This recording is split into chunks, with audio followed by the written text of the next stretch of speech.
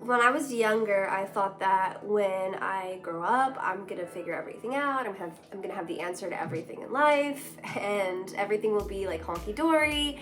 And when you grow up, you know much more, but you still don't really know the answer, a lot of answers in the world. So the best you can do is, you're human, so you're gonna make mistakes. So the best that you can do is just make better mistakes.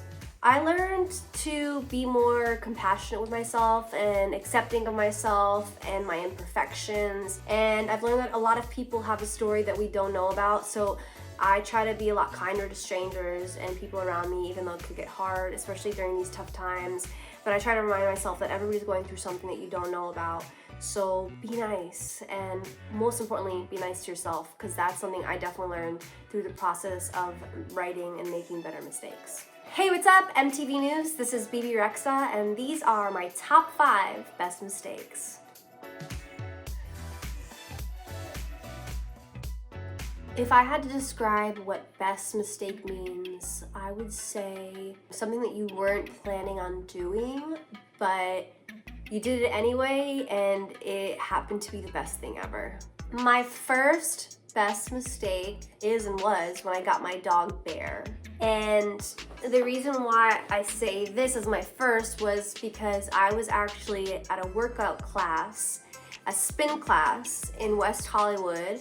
I left the class, I finished, I was super tired. As I walked out of my spin class, there was like all these little puppies in these cages, and this lady who had rescued them was trying to get them adopted because there was a whole litter of them. And I saw Bear and I immediately ran to her and I picked her up, and she's like so cute. She's like a little nugget. And I was like, I want her. So I filled out the adoption papers. They called me and I took her home. And then shortly after that, I had to go on tour, and I was like, oh gosh, why did I do that? And I had to go on tour for like 5-6 months. I was touring the country and in Europe and everywhere. And my mom was like, I was like, I think I made a mistake. And she's like, no, you didn't. She's like, let me watch her for you. It's gonna be worth it. She's like, let me watch her for you while you're gone, and then you can pick her up on your way back home to LA. And I did that, and that was the best mistake I ever made. Best mistake, number 2, is meant to be.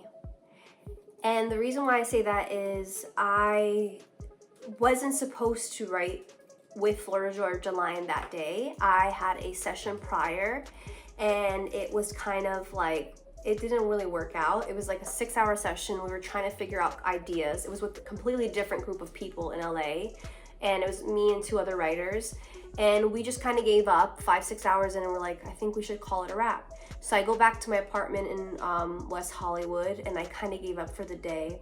And my manager calls me an hour after, and he goes, hey, there's these guys, Florida Georgia Line, and one of the writers that was supposed to write with them today kind of just flaked on them. Do you want to go in and write with them? So I was like, I'll try, whatever. And then we ended up writing Meant to Be. So that was a very good mistake. My third one is gonna be a 2-for-1 because it's about my hair, and I've had a lot of different hair changes. I guess I'll start with the time when I was completely bleaching my hair, like from the root all the time. I had no highlights, anything. It was like completely platinum blonde. The hairdresser put me under the heater for too long, and when she went to go wash my hair and comb it out, it was just coming out in chunks. And she had like a big thing of hair, a ball of hair in her hand. And I felt like I didn't know what, I was so shocked. And I was heartbroken, my hair was gone. But then I ended up having that really cool short hair bob for a while, which everybody loved. It was like here, and it looked so good on me. And the other hair best mistake is me dyeing my hair red, which I kind of still regret a little bit because I feel like I'm just a natural blonde, even though I'm not natural, I'm actually brunette. But now when I look back at it, I was like, that was kind of fun for like 2.5 seconds. So that is my second part of my third best mistake. My fourth best mistake would definitely be learning how to play the trumpet.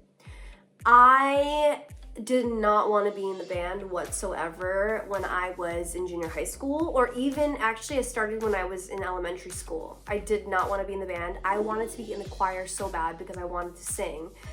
but there wasn't enough spots in choir, so I had to go into the band. I really wanted to play the piano, but the piano was already taken up by somebody else, and the only other option was the trumpet. So I had to learn how to play the trumpet, and I played it for a good 8 years, and I really hated it. I didn't like it because I felt like it was really uncool, and I had my braces, and it was painful and uncool and all the above. But now I'm thankful for it, and it was a great mistake because it helped me learn about melodies and how to write melodies, because the trumpet is always playing the lead melody in the band, and it's taught me a lot about melodies. So that's why that is one of my 4th best mistake. Finally, my 5th best mistake would have to be me binging baking shows, and the one that I've been addicted to right now is the Great British Bake Off, and I am addicted to watching that show. And the reason why I say it's a best mistake is because I've actually learned how to make the most incredible brownies, but you know, obviously they're not the best, healthiest and best for you to be eating every day, but I've learned how to make amazing brownies, and I learned how to make really incredible chocolate cake with a chocolate ganache on top, and it's delish.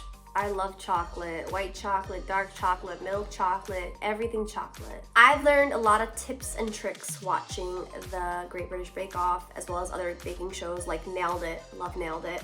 I was always a pretty good cook, but I was not a good baker, and I'm starting to finally kind of get my groove in that, so it's been a really great success.